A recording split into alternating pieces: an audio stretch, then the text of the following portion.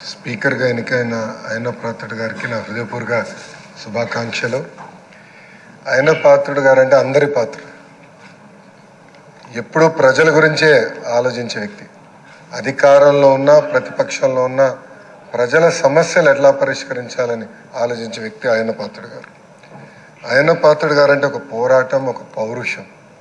ఇప్పుడే పవనన్న అన్నట్టు క్షణికావేశం కూడా ఉండేది, ఇప్పుడు ఇంకా అవకాశం లేకుండా పోయింది.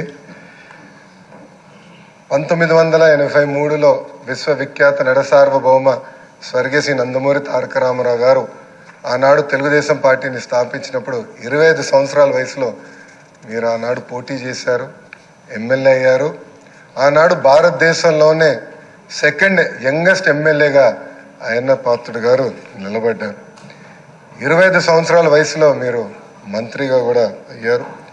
7 సార్లు శాసనసభ్యుడిగా, ఒకసారి ఎంపీగా కూడా మీరు ఉన్నారు. 7 సార్లు ఒకే నియోజకవర్గం, నర్సీపట్నం నియోజకవర్గం ఏ అదృష్టం చేసుకుందో నాకు తెలియదు, కానీ 7 సార్లు కూడా నర్సీపట్నం నియోజకవర్గం ఎమ్మెల్యేగా మీరు నిలబడ్డారు. 16 సంవత్సరాలు మీరు మంత్రిగా చేశారు. చూస్తే టెక్నికల్ ఎడ్యుకేషన్ కానీ 3 సార్లు R&B, forest, environment, science and technology, Panchayati Raj గ్రామీణాభివృద్ధి శాఖ మంత్రిగా కూడా మీరు చేశారు. ఈ హౌస్లో ఎవరికి తక్కన ఒక అదృష్టం నాకు దక్కింది. మీ తర్వాత పంచాయతీరాజ్ గ్రామీణాభివృద్ధి శాఖ మంత్రి ఏదో అవకాశం నాకు దక్కింది. ఆనాడు మీరు ప్రారంభించిన పనులని పూర్తి చేసే అవకాశం నాకు ఇచ్చారు. మీ నాయకత్వంలో 25,000 కిలోమీటర్లు సీసీ రోడ్ వేసాం, ప్రహరీ గోడలు కట్టాం, పంచాయతీ భవనాలు కట్టాం. గ్రామాలు కూడా ఆనాడు యుద్ధ ప్రాతిపదికంగా తాగునీటి పథకాలు కూడా కలిసి ఏర్పాటు చేశారు. అంతేకాకుండా నాకు ఎప్పుడు సలహాలు కావాలన్నా, సూచనలు కావాలని మీకు ఫోన్ చేసేవాడిని, మిమ్మల్ని అడిగి తెలుసుకునేవాడిని. ఆనాడు పంచాయతీరాజ్ గ్రామీణాభివృద్ధి శాఖ మంత్రిగా నేను ఇన్ని పనులు చేయగలనంటే దాని వెనకాల మీరున్నారని ప్రజలందరూ కూడా తెలియజేస్తున్నాను. ఇంతేకాకుండా పెద్దలు గౌరవ ముఖ్యమంత్రి గారు చెప్పినట్లు ఆనాడు ఉత్తరాంధ్ర సుజల సవంతి ఇరిగేషన్ కోసం కూడా మీరు పెద్ద ఎత్తున పోరాడారు. నాకు బాగా గుర్తు, తెలుగుదేశం పార్టీ విశాఖపట్నంలో మహానాడు ఏర్పాటు చేసుకుంటే ఎట్టి పరిస్థితుల్లో అనౌన్స్ చేయాలి అని పట్టుబట్టారు. ఆనాడు కూడా గౌరవ ముఖ్యమంత్రి గారు కూడా అనౌన్స్ చేశారు. అంతేకాకుండా పార్టీలో కూడా పాలిట్ బ్యూరో సభ్యుడిగా, సీనియర్ నాయకుడిగా నాకు ఎప్పుడూ ఒక గైడెన్స్ ఇస్తానే ఉన్నారు. ఒకే పార్టీ, ఒకే జెండా, ప్రజలే ఎజెండాగా మీరు ముందరికెళ్ళిన వ్యక్తి. గత 5 సంవత్సరాలు మీరు కూడా ప్రభుత్వం చేతిలో ఒక బాధితులు.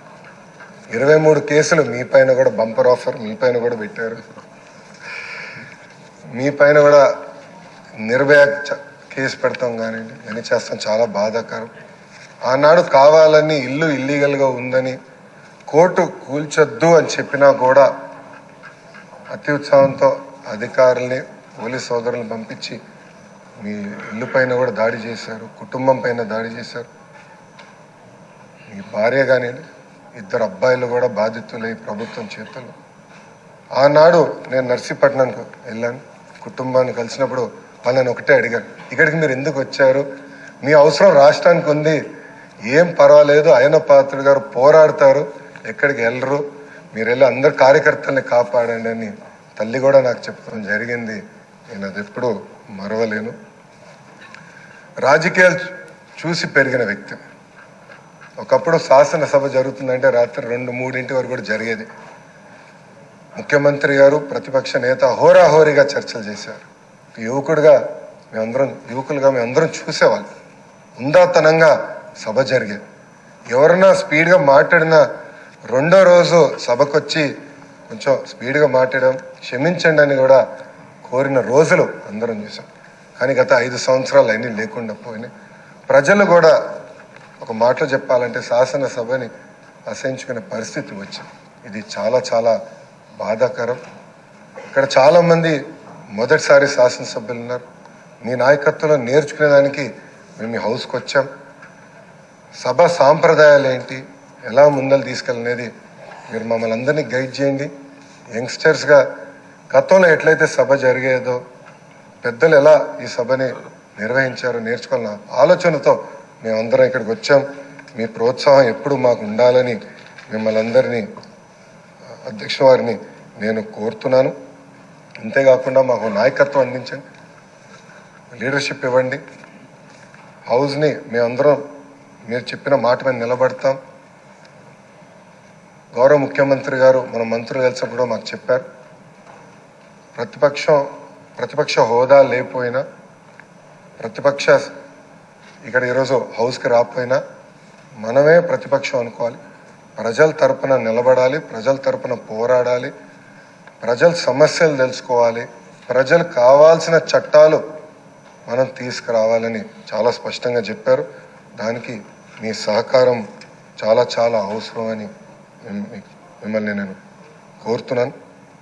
అయ్యనాథ్ పాత్రుడు గారిపైన ఎన్ని కేసులు పెట్టినా, ఎన్ని రకాలుగా హింసించినా ఆయన ఒకే మాట చెప్పేవారు, నేను తగ్గేదే లేదనేవారు. అహర్నిశలు పోరాడేవారు. గన్నవరం సభలో కూడా మీరు ఆనాడు వచ్చి మాట్లాడితే కూడా మరుసటి రోజు మీ పైన కేసు పెట్టి నాన్ బెయిలబుల్ వారెంట్ కూడా ఇష్యూ చేస్తాం చూసాం. కానీ ఆయన పాత్రుడు ఎప్పుడు తగ్గలేదు, ఎప్పుడు పోరాడితే ఉన్నారు.